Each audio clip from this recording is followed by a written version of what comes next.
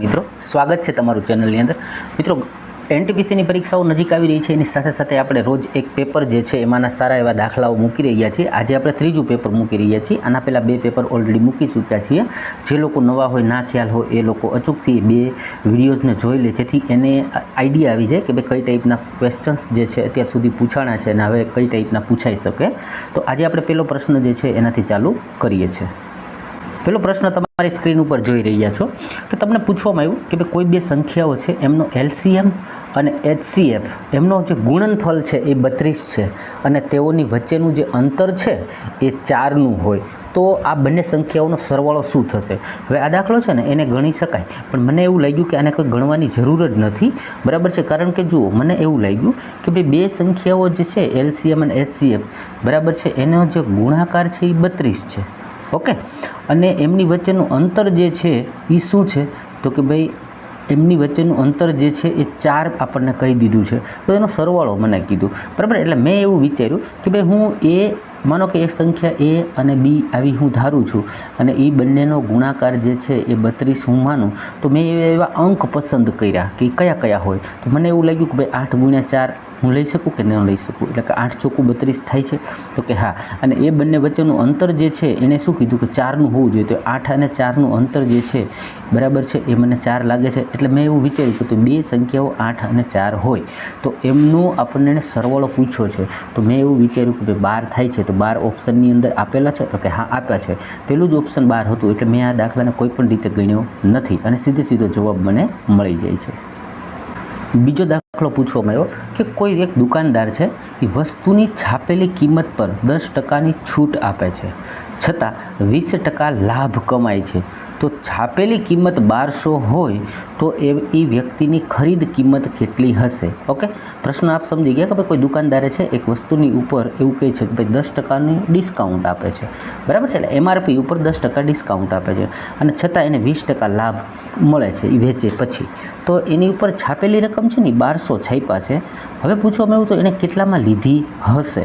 એના માટે છે ને બેસ્ટ એક સૂત્ર છે, ફોર્મ્યુલા છે કે જે મેં અહીંયા લખી છે। એ સૂત્ર કે ફોર્મ્યુલા એવું છે, ઉપર સીપી એટલે મૂળ કિંમત, નીચે એમપી એટલે એમઆરપી કિંમત, એને બરાબર સામેની બાજુ લખવાનું 100 માઇનસ છૂટ અને નીચે લખવાનું 100 વત્તા નફો।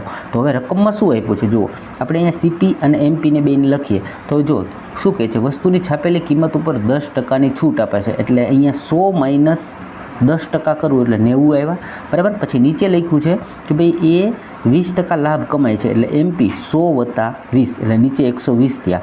હવે એના તમે છેદ ઉડાડો એટલે શું બન્યું? તો કે ભાઈ 3/4 એટલે કે 30 તેરી 90 અને 30 ચોખ્ખું 120, બરાબર છે। તો હવે જુઓ જી કે એને શું આપણને કહેવા માગે છે, આપણને અહીંયા આ નીચે શું છે તો કે માર્ક પ્રાઇસ છે, ઓકે, અને ઉપર શું છે એટલે કોસ્ટ પ્રાઇસ છે। તો હવે જો 4 બરાબર 1200, કારણ કે રકમમાં આપ્યું ને છાપેલી કિંમત 1200 છે, એટલે 4 બરાબર 1200, તો 3 બરાબર શું થાય? એટલે 4 બરાબર 1200 શું થયું? તો 4 તેરી ને 12, તો એવી જ રીતે આ 3 જે છે એને પણ હું 3થી ગુણી નાખીશ, 3 તેરી ને 9, બરાબર છે। આ 1200માં 2 શૂન્ય હતા તો 9ના 2 શૂન્ય, એટલે એની મૂળ કિંમત જે છે એ શું બની ગઈ? તો કે 900 રૂપિયા કિંમત એની થઈ ચૂકી। મિત્રો આશા રાખું છું એકદમ ઇઝીલી સમજી ગયા છો। આ એક ફોર્મ્યુલાની તમને ઉપયોગ કરતાં આવડવું જોઈએ। ઉપર છૂટને માઇનસ કરવાની છે, નીચે નફાને, પછી એને શું કરી શકો તમે? ડાયરેક્ટલી આ રીતના તમે એને જ્યાં છેદ ઉડે છે ઉડાડી અને પછી સરખાવી લ્યો। નીચે છે એ માર્ક પ્રાઇસ છે, એટલે છાપેલી કિંમત શું છે તો કે 1200, એટલે 4 બરાબર 1200 છે, એટલે કે 4ના 300 ગણા છે। તો એવી જ રીતે ઉપર શું છે કોસ્ટ પ્રાઇસ, તો એના પણ 300 ગણા એ એનો જવાબ થશે મિત્રો। ત્યારબાદ આ દાખલો છે એ થોડો ગણતરીવાળો છે અને સમજવું પડે એવો છે। પ્રશ્નની અંદર એવું આપ્યું કે ભાઈ એક 3 સંખ્યાઓ જે છે એનું મધ્યક, એટલે કે ભાઈ એનું મધ્યક જે છે એ 32 આપેલી છે, કોઈ 3 સંખ્યા છે આપણને ખબર નથી। પછી સાથે સાથે શું આપ્યું, એની રેન્જ જે છે એ 28ની છે। પાછી એક માહિતી આપી કે સૌથી નાની સંખ્યાઓનું અંતર છે એ 8નું છે, બરાબર। તો હવે એમ કીધું કે મોટી સંખ્યા જે છે એ આમાંની કઈ હોઈ શકે, બરાબર છે। પ્રશ્ન જે છે એના અંદર 3 માહિતી આપેલી છે કે ભાઈ કોઈ 3 સંખ્યા છે. માનો કે એ સંખ્યા એક જે છે એક્સ છે, પછી એક બીજી એક્સની સાથે હશે ને એક ત્રીજી એક્સની સાથે હશે. હવે એનો ઉપયોગ આપણે કરતા જઈએ. શું ઉપયોગ કરવાનો છે? તો આમાં એક લાઈન લખી છે એની રેન્જ. તો રેન્જ શબ્દ શું કહે છે? રેન્જનો મતલબ એમ થાય કે કોઈ માનો કે માહિતી આપી છે 1, 5, 7 અને 9 આવું આપ્યું હોય તો રેન્જ કોને કહેવાય? કે સૌથી મોટી સંખ્યા અને સૌથી નાની સંખ્યા આ બંને વચ્ચેનું અંતર છે ને 8નું છે એને રેન્જ બોલવામાં આવે છે. તો અહીંયા એણે આપણને આપી દીધું કે ભાઈ એની રેન્જ છે ને 28ની છે. ઓકે, એટલે કે હવે સૌથી નાની સંખ્યા જે હશે અને સૌથી મોટી એ વચ્ચે અંતર હશે એ 28નું હશે. એટલી માહિતી એણે આપણને આપી છે. પછી શું કહી દીધું? તો કે હવે જુઓ, બે નાની સંખ્યાઓની વચ્ચે અંતર છે એ 8નું છે. એટલે મેં એવું નક્કી કર્યું પહેલી સંખ્યા એક્સ છે, બીજી સંખ્યા જે હશે ને એ બે વચ્ચે એને અંતર કીધું 8નું છે. એટલે કે બીજી સંખ્યા x + 8 હોય. ત્રીજી સંખ્યા જે છે એ x + 28. મેં શું કામ લખી? કારણ કે એની રેન્જ જ 28ની છે. જે આપણે સમજ્યા ને આગળ કે ભાઈ નાની સંખ્યા અને મોટી સંખ્યા વચ્ચે અંતર શું હોવું જોઈએ? 28નું. તો નાની સંખ્યા x છે, મોટી સંખ્યા 28, એના ઉમેરતા બનશે. ઓકે, એટલે આ વસ્તુ તમને ક્લિયર થઈ ગઈ. પછી એણે આપણને મધ્યક આપ્યો હતો. મધ્યક શું હોય? કે આપેલી સંખ્યાઓનો સરવાળો, એને ભાગ્યા સંખ્યા અને એની સામે એનું મધ્યક. તો મધ્યક આપણને ઓલરેડી રકમમાં આપી દીધું છે 32 છે. તો હવે આ 3 જે છેદમાં હતા એને હું સામેની બાજુ લઈ ગયો. એટલે 32 તેરી 96 થઈ ગયા. શું થઈ ગયું? 32 તેરી 96. અહીંયા શું વધ્યું કે આ એક્સ અને આ એક્સ એટલે કે 3x વત્તા આપણે 28 ને 8નો સરવાળો કર્યો એ શું થયું? તો કે 36 થયું. ઓકે, એટલે હવે આ બાજુ 96 છે અને આ 36ને પેલી સાઈડ લઈ જાઓ તો માઇનસ થશે. એટલે શું બન્યું? તો કે 60. અને અહીંયા જે 3x સાથે હતા એને હું છેદમાં લઈ જાઉં તો શું બને? તો કે એ ભાગાકારમાં જશે. એટલે xની કિંમત આપણને શું મળી? 20. હવે પ્રશ્નમાં પૂછ્યું હતું કે મોટી સંખ્યા જે છે એ શું થશે? બરાબર છે, તો મોટી સંખ્યા શું થાય? xની કિંમત તો આપણને શું મળી? તો કે 20. અને મોટી હશે એ કેવડી હશે? તો કે એનાથી 28 વધારે હશે. એટલે 20 + 28 એનો જવાબ મળ્યો 48. એટલે આપણને જે પ્રશ્ન પૂછ્યો હતો કે આ 3 સંખ્યામાં સૌથી મોટી સંખ્યા કેટલાની કેવડી હશે? તો એ સંખ્યા 28 જેટલી હશે. આગળનો પ્રશ્ન આપ્યો છે કે ભાઈ ₹7500 7500ના ધન ઉપર 4% વાર્ષિક 2 વર્ષનું ચક્રવૃદ્ધિ વ્યાજ જે છે એ તમને પૂછવામાં આવ્યું છે. એટલે કે વાર્ષિક વ્યાજ ગણાય છે અને 4% લેખે તમારે 2 વર્ષનું ચક્રવૃદ્ધિ વ્યાજ શોધવાનું છે. તો મેં આને શું કર્યું? સિમ્પલ કરી નાખ્યું કે ભાઈ જો 7,500 હોય એના 4% પહેલા વર્ષે હું કાઢું. બરાબર છે, એટલે કે 100ના 2 શૂન્ય તો આ 100 માટે 2 મીંડા તો ઉડી જશે. એટલે 75 ને હું 4 સાથે ગુણું એટલે 300. એટલે પહેલા વર્ષે 300 આવે, સેમ બીજા વર્ષે પણ 300 જ આવે જો સાદું વ્યાજ હોય તો. ઓકે, એટલે મેં શું કર્યું કે પહેલા વર્ષના 300, બીજા વર્ષના 300. હવે વ્યાજનું વ્યાજ હોય ને એ ચક્રવૃદ્ધિ વ્યાજ કહેવાય. એટલે કે આના ઉપર પણ હું વ્યાજ જો લઉં, બરાબર છે, 300 રકમ ઉપર, તો 300ના 4% એટલે 3 ચોકું ને 12. એની સાથે મેં સરવાળો કરી નાખ્યો. એટલે 612 જે છે એ મને શું મળ્યું હતું કે 7,500ના ધન ઉપર 4% વાર્ષિક લેખે 2 વર્ષનું ચક્રવૃદ્ધિ વ્યાજ મળ્યું. ત્યારબાદનો દાખલો છે ને એ ખૂબ જ અઘરો હતો, અથવા તો ગણતરી વધારે કરવી પડે એવો હતો. 3 છોકરીઓના નામ આપી દીધા. એક સુંદરી છે, કાસુ છે અને જ્યોતિ છે. જે આપણે DI ચેપ્ટર બોલીએ કે માહિતીઓ આપી હોય એને સમજી આધારે ઉપયોગ કરી અને તમારે ગણવાના હોય છે. તો સુંદરી છે, કાસુ છે અને જ્યોતિ છે. પછી એની નીચે છે ને તમને આવો ડેટા આપી દીધો, આ ટાઈપનો. ઓકે, હવે આ ડેટા આપ્યા પછી એણે પ્રશ્ન પૂછ્યો કે ભાઈ આ સુંદરીનો એમ કહેવાય કે ભાઈ એની જે પ્રવૃત્તિ છે એમાં આવેલો સુધારો છે, આ કાસુમાં આવેલો સુધારો છે અને આ જ્યોતિમાં આવેલો સુધારો છે. પછી પૂછ્યો કે સૌથી સારામાં સારી અપડેટ કે સારો વધારો કોનામાં આવ્યો? તો મેં શું કર્યું? પહેલાં તો આ બધાને જ્યાં છેદ ઉડતા હતા ને ત્યાં છેદ ઉડાડી દીધા. જો 12 દુ 24 અને 12 પંચા 60. એટલે કે ભાઈ આ એની પહેલાંની પ્રવૃત્તિ છે. પછી આ જે છે એની સુધારા પછીની પ્રવૃત્તિ છે. બરાબર છે, તો એનું મેં છેદ ઉડાડી દીધા. બરાબર છે, 8 ચોક 32 અને 8 પંચા 40. એટલે પહેલાં શું હતું? તો કે બે એ પહેલાંની પ્રવૃત્તિ એની 2/5 જેટલી હતી. પછી એનો સુધારો થયો એ 4/5 જેટલું આવ્યું. હજી એને હું સાદું રૂપ આપું તો 2/5 એટલે એ 40% કહેવાય. પહેલાં એ માનો કે 40% હોશિયાર હતી, હવે એ 80% હોશિયાર થઈ ગઈ. એટલે એનામાં 40%નો સુધારો કે વધારો થયો. તો એવી જ રીતે મેં તમામને બરાબર છે સાદું રૂપ આપ્યું તો જુઓ હવે આ 40માંથી 80 એટલે 40% સુધારો થયો. બીજા નંબરનું જે હતું એ 50માંથી 90 તો એનામાં પણ તમે જોશો તો કેટલા ટકાનો સુધારો થયો? 40% સુધારો થયો. જ્યારે જ્યોતિ હતી એ 30%માંથી 90 પહોંચી એટલે 60% જેટલું એના કામમાં સુધારા વધારા કે અપડેટ થઈ. તો લાસ્ટમાં પ્રશ્ન પૂછ્યો હતો કે આ ત્રણેયનો ડેટા જોયા પછી કઈ વ્યક્તિની પ્રવૃત્તિમાં કે કોના કામમાં સરસ મજાનો દેખાવ કે સુધારો થયો? તો અહીંયા જવાબ બનશે જ્યોતિના કાર્યની અંદર અપડેટ જે છે એ સૌથી બેસ્ટ જોવા મળશે. ત્યારબાદ પ્રશ્નમાં મિત્ર એવું પૂછ્યું કે કોઈ સંખ્યાના 40%, બરાબર, તે જ સંખ્યાના 4/5થી 46 ઓછી છે તો તે સંખ્યા શું હશે? બરાબર, થોડુંક તમને આમથી આમ ગૂંચવણવાળો પ્રશ્ન કરીને પૂછ્યો છે. સિમ્પલી કેમ ગણવો એના માટે મેં પણ નીચે સરસ મજાનું સમજાવ્યું. જો કોઈ પણ 40%ને તમે કેવી રીતે લખી શકો? 2/5 લખી શકો. બરાબર છે, આપણે ડેઇલી આ વસ્તુને કરીએ છીએ. હવે એ છે ને એ જ સંખ્યાના શું ઓછા છે? તો કે 4/5. એટલે પહેલાં તો મેં શું કર્યું કે બે સંખ્યા લખી. માનો કે આ 4/5 જે છે એ ઓછી છે અને આપણને આપ્યું છે શું? 40% એટલે 2/5. હવે જુઓ, હું એવું માનું કે આ બેની અંદર જે છે ને એનો હું એલસીએમ લઈ લઉં અને એને જેવું માનું કે સંખ્યા હશે, એટલે કે n બરાબર એ સંખ્યાને હું માની લઉં. તો આ બંનેનો એલસીએમ શું આવ્યો? કે આ બંનેનો એલસીએમ આવ્યો 5. બરાબર છે. હવે એ સંખ્યા માટે હું 2ને 5થી ગુણી નાખું જેથી કરીને મને સંખ્યાઓમાં ફેરફાર જોવા મળે. તો અહીંથી 5 ઉડી જાય. ઓકે, તો શું મળશે? તો કે ભાઈ અહીંયા વધશે શું? તો કે માત્ર ને માત્ર 4. અહીંયા શું વધશે? માત્ર ને માત્ર 2. ઓકે,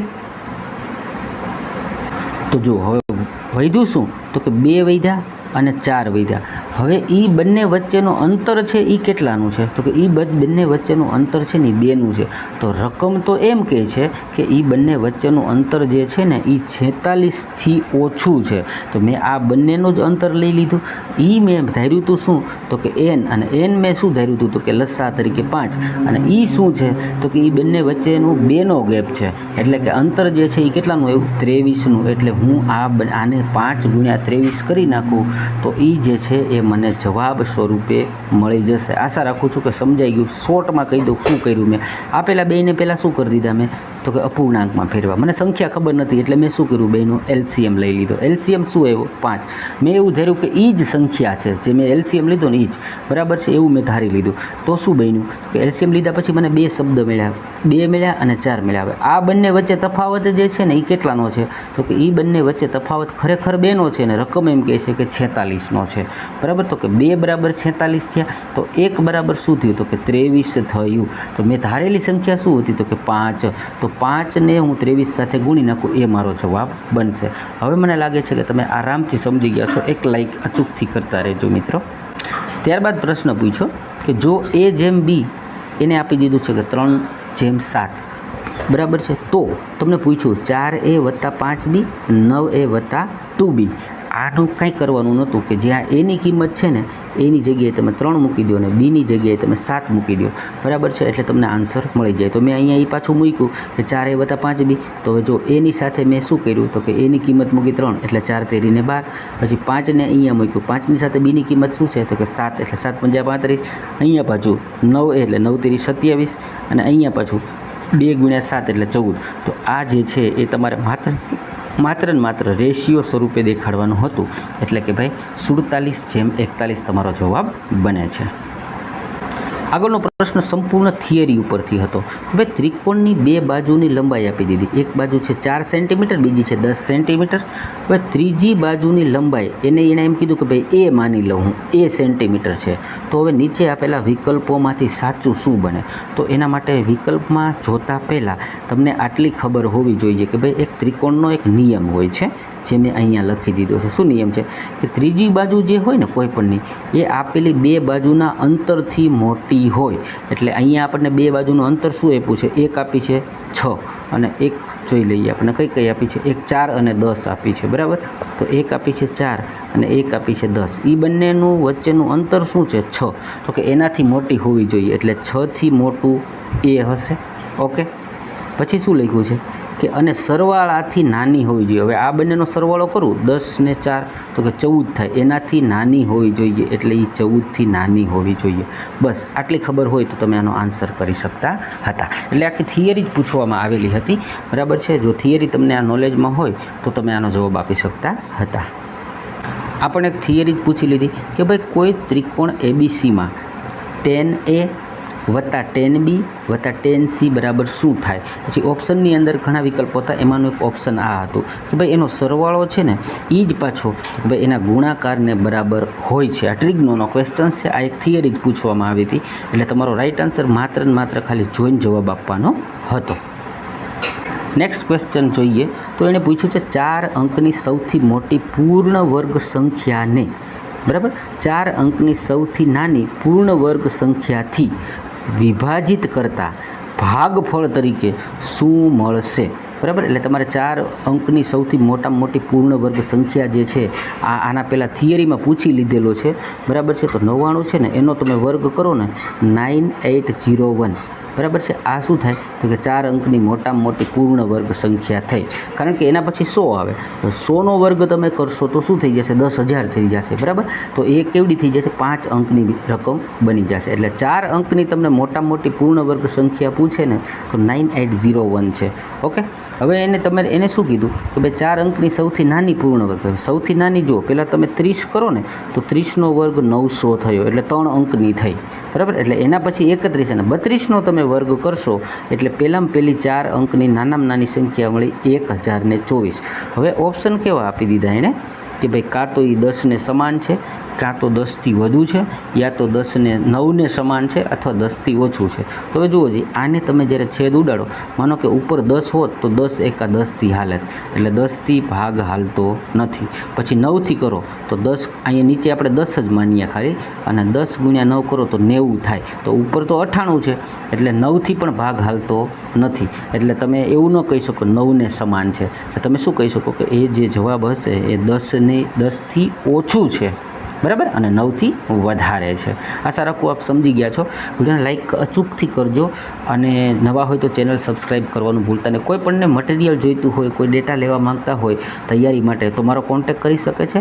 મારો વોટ્સઅપ નંબર છે 9157688058 પર તમે મને વોટ્સઅપ કરી મારી સાથે વાત કરી શકો છો.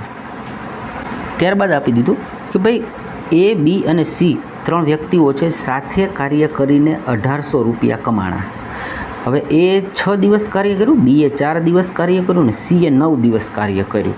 અને મજૂરી જે છે ને એ 5/6/4 પ્રમાણે આપવામાં આવી તો એને કેટલા રૂપિયા મળશે. તો સિમ્પલ કરવાનું હતું, બરાબર છે. આમાં શું કરવાનું તો કે જુઓ, આપેલો ડેટા જે છે એ મુજબ તમે કરી નાખો. પહેલાં ABC મેં લખી દીધું, બરાબર છે. હવે એ લોકો જે છે એ ક્યાં એફિશિયન્સીથી મજૂરી ચૂકવવાના છે એ જુઓ. તો એ એને ડેટા આપ્યો છે 5/6/4 પ્રમાણે, એટલે એ મેં લખી દીધું. પછી કોણ કેટલા દિવસ કામ કર્યું એ લખવું પડશે. તો કે ભાઈ એ છે એ 6 દિવસ, બી છે એ 4 દિવસ અને સી છે એ 9 દિવસ. ટૂંકમાં આપણે કર્યું શું તો કે ભાઈ ABC લખી અને એમની જે વેતન ચૂકવણી માટેનો રેશિયો આપ્યો છે અને એમની જે કામ કરવાના દિવસો છે એ બંનેને મેં લખી નાખ્યા, એનો ગુણાકાર કરી નાખ્યો. એટલે કે ભાઈ 5×6 = 30, બરાબર, 6×4 = 24 અને 9×4 = 36. હવે એમાં જે છેદ ઉડે છે એને નાનું બનાવી નાખ્યું. એટલે નાનામાં નાના અંક મને શું મળ્યા 5, 4 અને 6. હવે જુઓ 5, 4 ને 6 જે છે એ શું બન્યા તો કે 15. હવે 15 યુનિટને મારે 1800 લેખે બાંટવાના છે અને એ જે છે એને કેટલા, તો એના યુનિટ જે છે એ શું છે તો કે 5 છે. તો આ 5થી 15 જે છે એ 3 ગણા છે. તો એવી જ રીતે અહીંયા 18 છે એનાથી 3 ઓછા, એટલે કે એને ભાગ્યા 3 કરવું તો શું મળવું જોઈએ તો કે 600 રૂપિયા મને મળશે. ઓકે, નહીંતર સીધું તમે આમ કરી શકતા હતા 15 = 1800 તો 5 = શું, એવી રીતે બી તમે કરી શકો. નહીં તો સીધું કેલ્ક્યુલેશન હતું. આ 5ના 3 ગણા છે તો અહીંયા હું શું મૂકું કે એના 3 ગણા 1800 થાય તો કે 600 મૂકવાથી થશે. એકદમ ઇઝી પ્રશ્ન હતો, થોડુંક કેલ્ક્યુલેશન સાથે ગણવાનો હતો દાખલો.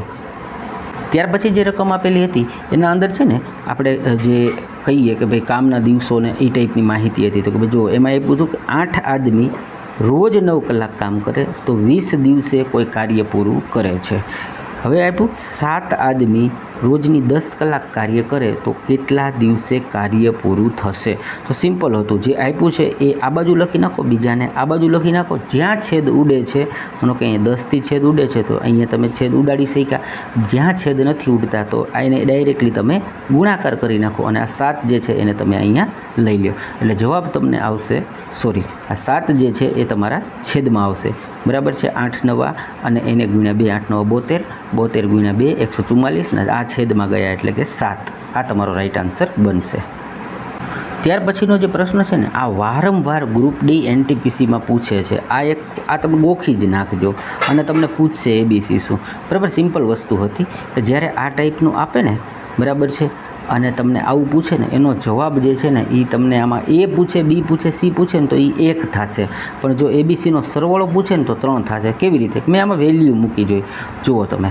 બરાબર છે. અહીંયા હું માનો કે આ બધા એની કિંમત 1, આની 2 1 અને આની 1 માનું તો 1 નો વર્ગ 1 વત્તા એવી રીતે હું કરું તો આ 3 બન્યા વત્તા 3 એટલે આ બાજુ શું બન્યું તો કે 6. હવે એવી જ રીતે હું આ 3 એને 1 + 1 મૂકું, બરાબર છે, એટલે આ શું બને 3 અને 12 કૌંસની બહાર શું છે તો કે 2 એટલે 3 દુ 6. બરાબર છે. બંને બાજુ 6 ક્યારે બન્યા તો કે હું એબીસીની કિંમત 1 મૂકું ત્યારે. તો પ્રશ્નમાં એ જ પૂછું છું, એ વત્તા બી વત્તા સી શું થશે તો કે બધા 1 1 1 એટલે સરવાળો થશે 3. આ વારંવાર પૂછાતો પ્રશ્ન છે, ઓછામાં ઓછો 10 વાર મેં જોયો છે. શક્ય છે કે ફરીથી પૂછી શકે, તમે એને યાદ રાખજો. આ એક સરસ મજાની થિયરીવાળો પ્રશ્ન પૂછી લીધો છે કે ભાઈ ત્રિકોણ એબીસીમાં ડી અને ઈ એબી અને એસી ઉપર છે, જે ડીઈ અને બીસીને સમાંતર છે. બરાબર. પછી એડી ના છેદમાં બીડી બરાબર 3/5 આપી દીધું. જો એસી 4 હોય તો એ એટલે આ જે છે ને એ તમને એમ નામ સમજાશે નહીં. એના માટે મેં આકૃતિ બનાવી, થોડુંક નાનું કરું ને એટલે તમને રકમ સાથે દેખાય. જો હવે શું કીધું, ત્રિકોણ એબીસીમાં ડી અને ઈ એટલે આ ડી અને ઈ શું છે તો કે એબી અને એસી પર, એટલે કે આ એબી અને આ એસી ઉપર, બરાબર છે, શું છે ડીઈ અને બીસીને સમાંતર છે. એટલે આ ડી છે ને એ આ બીસીને સમાંતર છે. ઓકે, આટલું થઈ ગયું. પછી એડી એણે આપી દીધું આપણને 3 અને 5, એટલે કે ભાઈ આ ભાગ જે છે એ 3 છે અને આ ભાગ જે છે એ 5 છે. હવે સામેની બાજુ સમાંતર છે તો એ પણ એ જ બનશે, 3 અને 5 જ બને છે. હવે એસી આપણને કહી દીધું કે 4 છે, એટલે કે આ આખી જે છે આ એસી જે છે આખું શું છે તો કે 4 છે. હવે પૂછ્યું છે શું એ આપણે જોઈએ. બરાબર. હવે જુઓ એને પૂછ્યું છે શું, આ એસી આખું એને શું આપણને આપી દીધું 4, પણ આકૃતિ મુજબ જુઓ તો એ અને સી બને છે શું 8, એટલે કે 8 જે છે ને એ ખરેખર 4 સમાન છે. એટલે એ બંને વચ્ચેને તમે જુઓ તો ડિફરન્સ કેટલાનો છે કે અડધાનો ડિફરન્સ છે. તો હવે એને પૂછ્યું શું એ અને ઈ, એટલે એથી લઈને ઈ બને છે 3, બરાબર. તો અહીંયા ડિફરન્સ શું હતો અડધાનો, તો એમ 3ના અડધા જે છે એ શું થશે તો કે 1.5. તો પહેલું જ ઓપ્શન એણે આપણને પરીક્ષામાં આપ્યું હતું કે આનો રાઈટ આન્સર 1.5 થાય છે. મિત્રો આગળનો પ્રશ્ન છે, કોઈ રકમ ઉપર 8% વાર્ષિક વ્યાજે 2 વર્ષે સાદું વ્યાજ અને ચક્રવૃત્તિ વ્યાજનું અંતર જે છે ને 240 રૂપિયા છે. બરાબર છે. તો એ રકમ શું હશે? આ પ્રશ્ન વારંવાર પૂછાતો છે. એનું એક સૂત્ર છે જે મેં અહીંયા લખીને રાખ્યું છે. આ સૂત્ર એવું હોય તો તમે પાકું કરી લેશો. સૂત્ર શું છે કે ભાઈ x² / 100. બરાબર છે. x² એટલે કે ભાઈ જે ટકા આપ્યા હોય તો અહીંયા શું ટકા આપ્યા છે 8, એટલે 8નો વર્ગ શું થશે તો કે 64, છેદમાં શું આવશે તો કે 100. ઓકે. હવે એને આપણને શું કહી દીધું છે કે જે છે ને એ ઓલરેડી 240 રૂપિયા છે. ઓકે. તો હવે એને તમે કંઈ નહીં, સિમ્પલી એને સાદું રૂપ આપી દો એટલે તમને જોવા મળી જાય. જો આ અહીંયા શું વધ્યું આ 100%. ઓકે. તો શું થયું, આપણે આ 240 હતા, બરાબર છે, એને ગુણ્યા આ જે 100 છે એને આપણે આ બાજુ લઈ જઈએ એટલે કે અહીંયા આવશે અંશમાં, બરાબર છે, અને એને ગુણ્યા આખાના આપણે ટકા એટલે કે મૂળ કિંમત જોઈએ છે એ શું થાય તો કે 100 થાય. અને આ 64 જે છે એ ક્યાં આવશે તો કે છેદમાં આવશે. બસ એનું સાદું રૂપ આપી દો, છેદ ઉડાડી દો એટલે તમને જવાબ મળી જશે. જવાબ મળશે 37,500. સિમ્પલ વસ્તુ હતી, ખાલી થોડીક કેલ્ક્યુલેશન હતું, એના માટે જરૂરી આ સૂત્ર છે એ પાકું કરી લેજો, આગળ તમને કામ આવશે. ત્યારબાદનો પ્રશ્ન પૂછ્યો કે કોઈ સંખ્યાના 60%માં, કોઈ એક સંખ્યા છે ખબર નથી, બરાબર છે, એના 60%માં 36 જોડવામાં આવે તો સંખ્યા પોતે જ બને છે તો તે સંખ્યા કઈ. હવે આવો દાખલો છે ને એને તમે સિમ્પલી શું કરી શકો કે ભાઈ ઓપ્શનમાંથી ઉપાડીને પણ કરી શકો, બરાબર છે. એના ઓપ્શનમાંથી ઉપાડી અને એને તમે શું કરી શકો કે ભાઈ એના ટકા કાઢી અને એમાં 36 જોડો, બરાબર. માનો કે આના 60% તમે કાઢો, બરાબર છે ને, એની અંદર 36 જોડી દો તો એ સંખ્યા બને છે કે નથી બનતી, એવું કરી શકો. નહીં તો રકમમાં આપ્યું એ મુજબ તમે કરો. માનો કે સંખ્યા x છે, એના 60% એટલે 3/5, ઓકે, વત્તા 36, બરાબર છે. જો અહીંયા ઉપર જે આપ્યું છે ને એ મૂળ બને છે શું પાછી તો કે મૂળ x જ બને છે. એ રીતે તમે સિમ્પલી કરી અને પછી શું કર્યું, આ 36ને આ બાજુ રાખ્યા, આ આખા ઝુમકાને તમે ઉપાડીને ઓલી બાજુ લઈ જાઓ, બરાબર છે.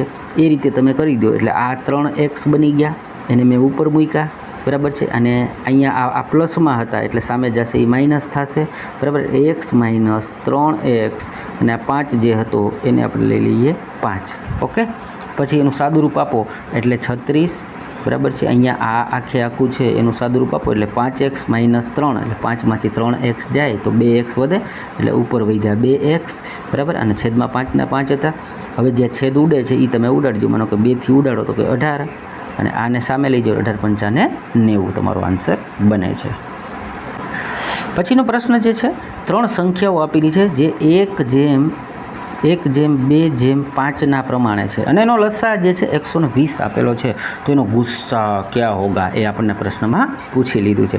કાંઈ નહીં, જુઓ હવે આ રકમ છે ને ભાઈ 1/2/5 છે, એનો લસા તમે કાઢો તો શું લાગે છે તમને, બરાબર છે. એનો એલસીએમ શું થાય તો કે ભાઈ 5 દૂને 10 એટલે આનો એલસીએમ મને જોતા લાગે છે 10 અને રકમ શું કહે છે તો કે ભાઈ 120 છે, ઓકે. રકમ કહે છે કે 120 છે. તો એકનો વેલ્યુ શું મળ્યા તમને, આ શૂન્ય ઉડી ગયા, એકની વેલ્યુ શું મળી 12 મળી, બરાબર છે. તો 12 છે એટલે આ છે શું છે તો 12 ગણા છે. તો એનો HCF જે છે, હવે HCF કેમ જોવા મળે એનું શું થાય જોવો જી, આ કોઈ વસ્તુઓ છે એ બધી અભાજ્ય છે ને, તો અભાજ્ય વસ્તુઓ હોય એનો HCF હંમેશા શું હોય તો કે 1 જ હોય અને એકની કિંમત આપણને શું મળી તો કે 12 મળી, બરાબર. અને LCM શું હોય કે LCM અભાજ્ય સંખ્યાઓનો ગુણાકાર હોય, બરાબર છે. તો 2 થિયરી હતી એના ઉપયોગથી જ આપણે આ દાખલો વગર ગણે કરી શકતા હતા. મિત્રો વિડીયો સારો લાગ્યો હોય તો લાઇક કરીને જાજો અને તમારે કંઈ કોમેન્ટની અંદર કહેવું હોય તો જરૂરથી કહેજો. નવા હોય તો સબસ્ક્રાઈબ કર્યા વગર જતા નહીં.